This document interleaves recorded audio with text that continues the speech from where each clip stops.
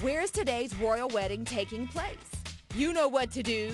Is it in St. Paul's Cathedral, Westminster Abbey, Buckingham Palace, or Piccadilly Circus? You've got 3 seconds. Go.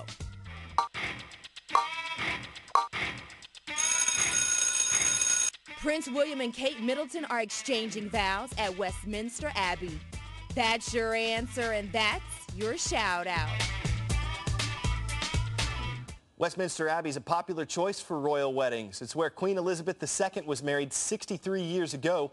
Before William and Kate set foot in the Abbey this morning, though, people were lining up on the streets of London hoping to catch a glimpse of the couple on their way to Westminster. At CNNStudentNews.com, you'll find CNN's Royal Wedding Planner. You can check out the guest list, the seating chart for the Abbey, the royal wedding family tree. There's been a ton of media focus on the wedding, especially here in the U.S., a country that fought for its independence from Great Britain. Kieran Chetri looks at how a revolution eventually gave way to a special relationship between the two nations.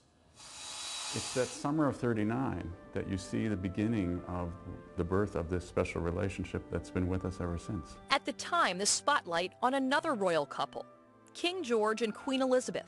The special relationship with the United States begins with letters between the King and President Franklin Roosevelt, and soon after a visit, the first time a reigning British monarch tours the U.S. This visit then comes at a very critical moment. War is imminent.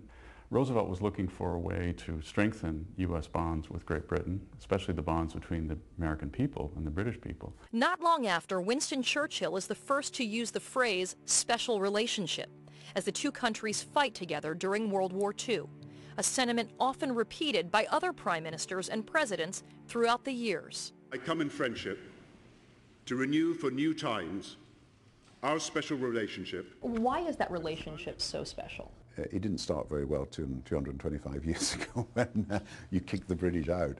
But I think there's shared purpose. The same values of liberty, democracy, responsibility to each other, fairness. Yet the special relationship has not been without strains. The United States would not support Great Britain during the 1956 Suez Canal crisis, and Great Britain refused to support the United States during the Vietnam War. You can have treaties that are broken, but this relationship, it seems to me, is unbreakable because it is based on something more than just sort of an assessment of your best interest. Close ties between the two countries often correspond with the bonds of friendship between the leaders. Prime Minister Harold Macmillan and President John F. Kennedy fighting the Cold War.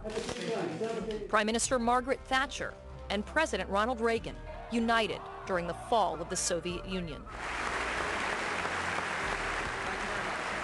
But Prime Minister Tony Blair's support of President George Bush's decision to invade Iraq was not without consequences. This became very, very unpopular, of course, among the British public, and Tony Blair paid a price for this politically, and is still paying a price for this to this day. But as the two countries move forward, former Prime Minister Brown takes an optimistic view. That despite all the different problems that will arise, this relationship will endure and perhaps strengthen in the years to come. Well, before we go, you know how kids hate